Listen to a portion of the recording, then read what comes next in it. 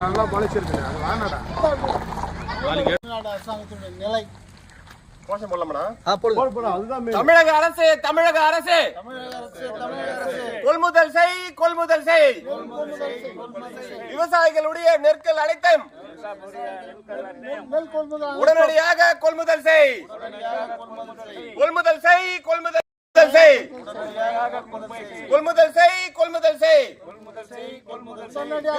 விவசாயிகளுடைய நெற்மறிக்கல் அனைத்தையும் உடனடியாக கொள்முதல் செய். விவசாயிகளை துன்புறுத்தாதே.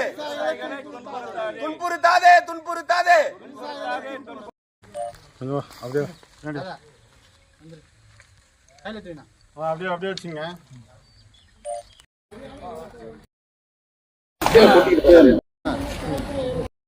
நீங்க பதிவு பண்ணி வச்சிருக்கீங்க தல? பதிவு பண்ணாச்சு. 8 9 அப்படி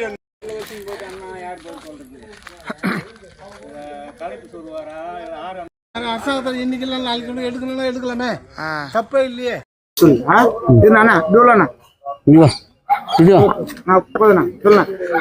பேர் ஜெயபிரகாஷ், பரவலூர் வில்லேஜ், நடுவுமாக்கம் டிவிசியில் நெல் கொள்முதல் நிலையத்துக்கு வந்திருக்கிறோம்.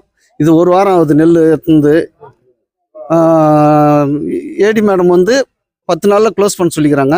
ஒரு நாளைக்கு 900 மூட்டை எடுக்க சொல்லி அவங்க இது வரைக்கும் அவங்க எடுத்தது மொத்தமே ஒரு 300 மூட்டை கூட எடுக்கல. இந்த ஒரு போன வேலைக்காம 300 சிப்பம் கூட எடுக்கல. இதில் நைட்டில் வியாபாரி நெல் நைட்டில் போட்டு போகிறாங்க. ஒரு சிப்பத்துக்கு 40 கிலோ சிப்பத்துக்கு 50 ரூபா கொடுத்தாகணும்னு கட்டாயம் பண்ணுறாங்க. இதில் செக்யூரிட்டி வாட்ச்மேனாக இருக்கிறவர் காசு கொடுத்தா யார் காசு கொடுக்குறாங்களோ, எக்ஸ்ட்ரா காசு கொடுக்குறாங்களோ அவங்களுக்கு தான் போடுறாங்க, சப்போர்ட் பண்ணுறாங்க. எங்களது 9ஆவது நம்பர் டோக்கனு 10ஆவது நம்பர். இந்த 9ஆவது நம்பர் டோக்கனு வேற ஆளுக்கு விற்றுட்டான். ஜெகநாதபுரம் ஆளுக்கு ஒரு ஆளுக்கு விற்றுட்டான் என் டோக்கனை. விற்றுட்டு அண்ணா நீ கொடுக்கவே இல்லைன்ட்டாங்க என்ன. அப்புறம் 10ஆவது நம்பர் டோக்கனில் வச்சு தான் போட்டுக்கிறோம். இதுக்கும் இப்போ 10, 21, 15 இந்த டோக்கனெல்லாம் இருக்குது. இது வரைக்கும் 55, 60 போயிருக்கு டோக்கனு. எங்கள் டோக்கனுங்கள்லாம் நிற்குது. ஃபர்ஸ்ட்டில் பதிவு பண்ண டோக்கனெல்லாம்.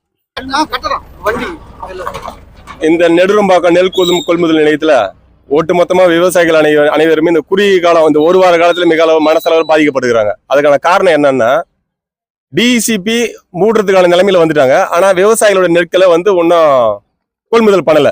ஒரு வார காலமா ஒட்டு மொத்தமா 10, 12 வண்டிகை டிராக்டர்கள் லோடு பண்ணி விவசாயிகளோட நெற்மணிகளை பாதுகாப்பாக கொண்டு வந்திருக்கிறோம். ஆனா இந்த ஒரு வார காலமாக அந்த குடோன்ல இருந்து ஒரு பை நெல்லு கூட அரசாங்கத்துக்கு ஒன்று சென்றடையல.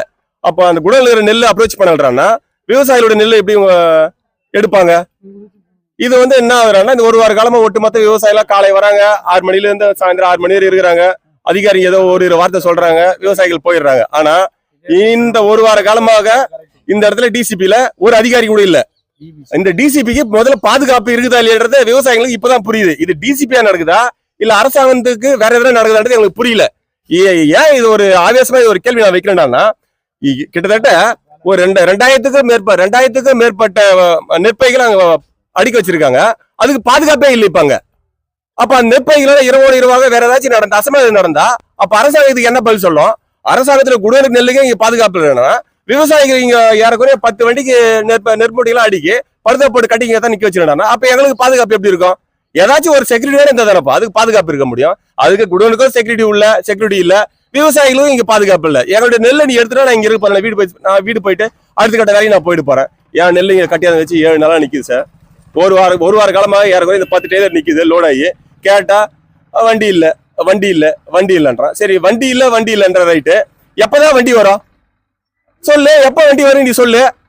கேட்டா டிசிபி மூட்டுன்ற, ஆனா வண்டி வரலன்ற. சரி நீ வண்டி வரல உள்ளகர் நெல் நீ எப்படி எடுப்ப?